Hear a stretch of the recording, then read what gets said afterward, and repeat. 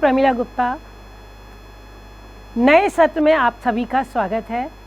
आज हमारी पहली क्लास है सेशन 2021-22 की। तो इसमें मैं आपको हिंदी और संस्कृत पढ़ाऊंगी। आप सभी का बहुत बहुत स्वागत करती हूँ। और संस्कृत में हम पढ़ेंगे धीमहि। ये हमारी पाठ्य पुस्तक संस्कृत की है। और इसी के साथ साथ हिंदी के लिए नूतन सरल हिंदी माला, यह पाठमाला बुक है। इससे मैं आपको हिंदी पढ़ाऊंगी। और नवीन हिंदी व्यवहारिक व्याकरण तथा रचना, ये हमारी व्याकरण की बुक है जिससे हम व्याकरण पढ़ेंगे। आज जो हमारी पहली क्लास होने जा रही है, ये हम संस्कृत की क्लास करने जा रहे हैं। पहली बच्चों, आप लोग 6 क्लास से संस्कृत पढ़ते आ रहे हैं। आपको मालूम होगा कि संस्कृत में एक भी वाक्य ऐसा नहीं होता जिसके अंदर विसर्ग नहीं होती है। सब वाक्यों में विसर्ग कहीं ना कहीं अवश्य आती है। कई बार ऐसा होता है कि अधिकतर हमेशा नहीं, लेकिन अधिकतर जब पुल्लिंग शब्द होते हैं उनके पीछे विसर्ग आता है, और जहाँ पर नपुंसकलिंग होते हैं उनमें अनुस्वार आता है। आप हिंदी में जब पढ़ते थे तो आपने पुल्लिंग और स्त्रीलिंग 2 ही पार्ट पढ़े थे, लेकिन संस्कृत में 3 भाग होते हैं, लिंग के पुल्लिंग, स्त्रीलिंग और नपुंसकलिंग। ऐसे ही हम वचन की बात करें तो हिंदी में 2 वचन होते हैं, एक वचन और बहुवचन। लेकिन संस्कृत में 3 वचन होते हैं, एक वचन, द्विवचन और बहुवचन। एक व्यक्ति के लिए एक वचन, 2 व्यक्तियों के लिए द्विवचन, और जब अब हम 1-2 से ज़्यादा की बात करते हैं, बहुत सारे लोगों की बात करते हैं, तो वहाँ पर हम बहुवचन का प्रयोग करते हैं। तो आज हम जो पहला लेसन करने जा रहे हैं, आपने देखा होगा कि आप इंग्लिश में टेंसेस पढ़ते हैं, present tense, past tense, present continuous tense. तो उसी तरीके से हिंदी में हम काल पढ़ते हैं, वर्तमान काल, भूतकाल। तो सेम उसी तरीके से संस्कृत में भी काल चलते हैं। उसमें इन काल को लकार कहा जाता है। तो लकार में होता है लट लकार, लोट लकार, लिरिट लकार, लंग लकार। ये आप पहले कुछ पढ़ चुके हैं, थोड़ा हम आगे पढ़ेंगे। लकार के लिए मैं आपको पूरा डिटेल में लिखवाऊंगी, बताऊंगी, समझाऊंगी बोर्ड पर। तो आज जो हम पाठ पढ़ने जा रहे हैं पहला, ये पूरा लंग लकार में है। लंग लकार का अर्थ है भूतकाल, जो घटना हो चुकी है पहले। इस पूरे पाठ में उस घटना के बारे में बताया कि वो घटना हो चुकी है। तो पूरा का पूरा पाठ ये जो है, ये भूतकाल में है कि वो घटना घटित हो चुकी है, जिसको हमने लंग लकार कहा है। और पाठ का नाम है आत्मविश्वास। तो आगे देखिए, विश्वास के आगे जब विसर्ग लगी हुई तो हम पढ़ेंगे आत्मविश्वास। आत्मविश्वास मतलब सेल्फ कॉन्फिडेंस, है ना। तो चलिए आइए हम पहले पाठ पढ़ते हैं, और इसी में मैं आपको साथ साथ संधि विच्छेद भी बताती जाऊंगी, हर शब्द का अर्थ बताऊंगी, जो कि आप साथ साथ नोट करते जाएंगे। चलिए आइए पाठ पढ़ते हैं। आत्मविश्वास। आत्मविश्वास मतलब सेल्फ कॉन्फिडेंस, है ना, अपने अंदर का आत्मा का विश्वास। और लंग लकार ये जो है, ये भूतकाल। तो ये संपूर्ण जो है पाठ, ये भूतकाल में है। ये क्रिया पूरी की पूरी हो चुकी है। तो वो जो क्रिया हो चुकी है, जैसे कि इंग्लिश में हम पढ़ते हैं बिल्कुल टेंसेस पढ़ते हैं, हिंदी में काल पढ़ते हैं, ऐसे ही संस्कृत में लकार होते हैं।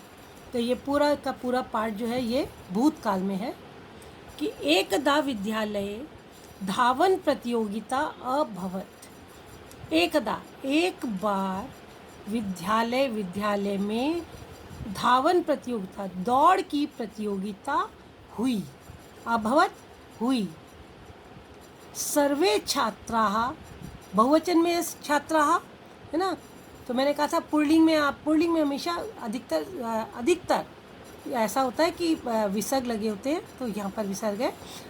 सर्वे छात्रा समुत्सुकाः उत्साहिताः च आसन्। सभी छात्र उत्सुक च और उत्साह से युक्त आसन थे। सभी छात्र उत्सुक और उत्साह से युक्त थे। ते बहुवचन में फिर पंक्तिबद्ध धावनाएं च तत्परा अभवन। अब इस च को हम क्या लेंगे, सबसे पहले लेंगे। और वे पंक्तिबद्ध होकर धावनाएं दौड़ने के लिए, संप्रदान कारक है यहाँ पर, दौड़ने के लिए तत्पर हो गए, तैयार हो गए। तदैव तदा तथा तब प्लस एव, तदा प्लस एव तभी क्रीडा अध्यापकः अपि आगच्छत्। तभी क्रीडा अध्यापक भी, अपि मतलब भी, च मतलब और, एव मतलब है ही, है ना। तभी क्रीडा अध्यापक भी आगच्छत्, आ गए। तेन सितकृतम, तेन उन्होंने, सितकृतम सीटी बजाई, सर्वे शीघ्रम एव धावितुम प्रारभन। सब ने शीघ्र ही दौड़ना शुरू किया, प्रारंभ किया। सर्वे क्रीडायां प्रथम स्थानं प्राप्तुं प्रयतन्ते स्म। सब क्रीड़ा में मतलब दौड़ में प्रथम स्थान प्राप्त करने का प्रयत्न कर रहे थे, स्म थे, कर रहे थे। परंतु तेषु एक छात्र, परंतु एक उनमें से एक छात्र तीव्र गत्या धावितुम असमर्थ आसीत्। उनमें से एक छात्र तेज गति से दौड़ने में असमर्थ था। असफलः च अभवत्, और असफल हो गया। च अभवत्, इसका अगर संधि विच्छेद करते हैं तो च अभवत् आएगा, और असफल हो गया। सर्वे छात्राः तस्य उपहासं कुर्वन्, सब छात्र उसका उपहास करने लगे। उपहास मतलब मजाक उड़ाने लगे। सः वह लज्जितः भूत्वा अचिंत्यत, वह लज्जित होकर सोचने लगा। किम अहम अशक्तः अस्मि, प्रश्न में है किम, इसलिए पहले लग गया है, प्रश्नवाचक है। क्या मैं अशक्त हूँ या असमर्थ हूँ। किमर्थम अहम धावने पराजिता अभवम्, किमर्थम, किम अर्थम, किस अर्थ में, किस लिए मैं दौड़ने में पराजित हो गया, किस लिए मैं दौड़ में पराजित हो गया। लज्जिताः स छात्रः एकस्मिन् कोणे अतिष्ठत्, लज्जित होकर वह छात्र एक कोने में अतिष्ठत बैठ गया। अध्यापकः तम निराशं बालकं पश्यत्, अध्यापक ने उस निराश बालक को देखा।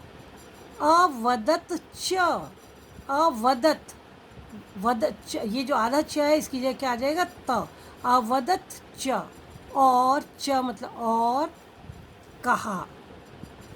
अध्यापक ने उस निराश बालक को देखा और कहा, त्वम अशक्ता न असि, नासी जो है इसका फिर संधि विच्छेद करेंगे, न जमा असि, तुम असमर्थ नहीं हो।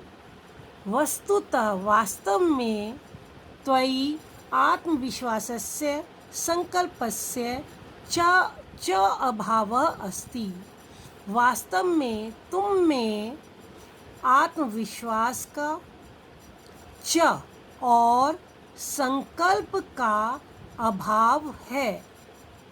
वास्तव में तुम में आत्मविश्वास का और संकल्प का अभाव है। आत्मविश्वासेन एव विजयः लभ्यते, आत्मविश्वास से ही विजय प्राप्त होती है। सः छात्रः दृढ़ निश्चयेन आत्मविश्वासेन च उत्तिष्ठत्, संकल्पम च अकरोत्।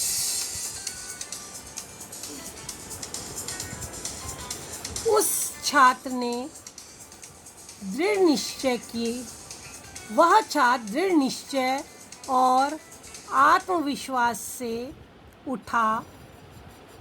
च संकल्पम अकरोत्, और संकल्प किया, यत् कि, यत् मतलब कि, छोटी ई की मात्रा, कि भविष्ये सः कदापि पराजितः न भविष्यति, कि भविष्य में वह कभी भी, कदापि, कदा प्लस अपि, कभी भी पराजित नहीं होगा।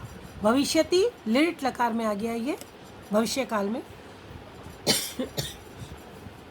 एषः बालकः न अन्य कोऽपि अपितु अस्माकं देशस्य सर्वश्रेष्ठः महान् च क्रिकेट क्रीडकः सचिनः तेंदुलकरः एव आसीत्। यह बालक अन्य कोई नहीं अपितु हम अस्माकं देश से, हमारे देश के सर्वश्रेष्ठ और महान क्रिकेट खिलाड़ी सचिन तेंदुलकर ही थे।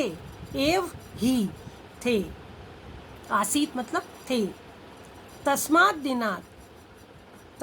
दिनात् वह सह सदैव विजयस्य मार्गे अग्रसरः एव अभवत्। उस दिन से वह सदैव विजय के मार्ग पर आगे बढ़ते ही गए। अग्रसरः आगे बढ़ते, ए मतलब ही, अभवत गए। च और अखिले विश्वे अस्माकं देशम महत् गौरवम प्राप्तम, हमारे अखिल विश्व में और अपने देश में महान गौरव प्राप्त किया। आगे बढ़ते ही गए और अखिल विश्व में अपने देश में महान गौरव प्राप्त किया। ये अब आपको ये समझ में आ गया होगा। तो अभी आपने देखा कि किस तरह से यहाँ पर संधि विच्छेद का भी हो रखा है और कैसे बहुवचन का प्रयोग हो रखा है, भूतकाल का प्रयोग हो रखा है ना। और अगले उसमें जब नेक्स्ट पीरियड आएगा तो हम इसके कुछ शब्दार्थ करेंगे और इसके अभ्यास उसके साथ करेंगे।